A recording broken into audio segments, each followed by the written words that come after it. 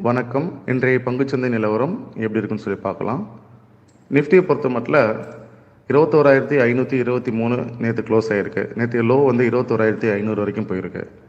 Nifty வந்து 21,500க்கு கீழே தான் செல் பிலோ வரும். ஸோ 21,500 கீழே இன்றைக்கி வந்துச்சு அப்படின்னா கொஞ்சம் வந்து மார்க்கெட் வீக்காக வாய்ப்பு இருக்குது. இருந்தும் வந்து பார்த்திங்கன்னா 21,420லேருந்து 440 பக்கம் நல்ல ஒரு சப்போர்ட் கிடைக்கும்.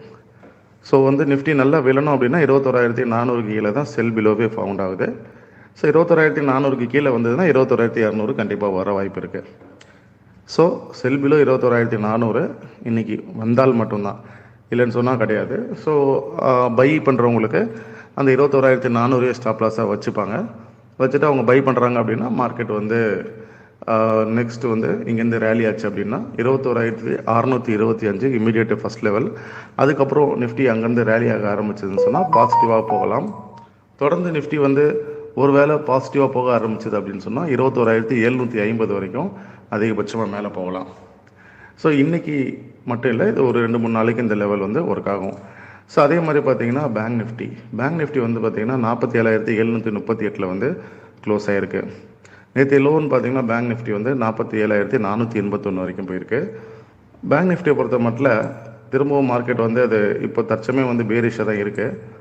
ஸோ வந்து பேங்க் நிஃப்டி வந்து புல்லிஷ் ஆகணும் அப்படின்னா 48,100க்கு மேலே பேங்க் நிஃப்டி போச்சுன்னா புல்லிஷ் ஆகலாம். 48,350 டார்கெட் வரும். அஸ்லாங்கஸ் 48,100 போகாத பட்சத்தில் பேங்க் நிஃப்டி புல்லிஷ் ஆகாது.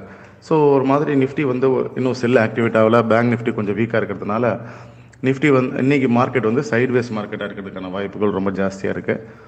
ஸோ மார்க்கெட்டில் ரேஞ்சிங் மார்க்கெட்டாக இருக்கும். ஸோ நான் சொன்ன இந்த லெவல்ஸ் உங்களுக்கு ஒர்க் ஆகும்.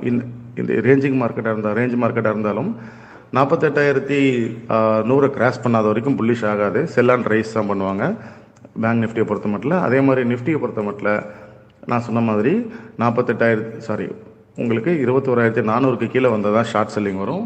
அஸ்லாங்கஸ் அது வந்து ஷார்ட் பண்ண மாட்டாங்க. அப்போது வந்து பார்த்திங்கன்னா நிஃப்டி வந்து கீழே வந்தாலும் திரும்ப மேலே வந்து 21,400 உடைக்காத வரைக்கும்.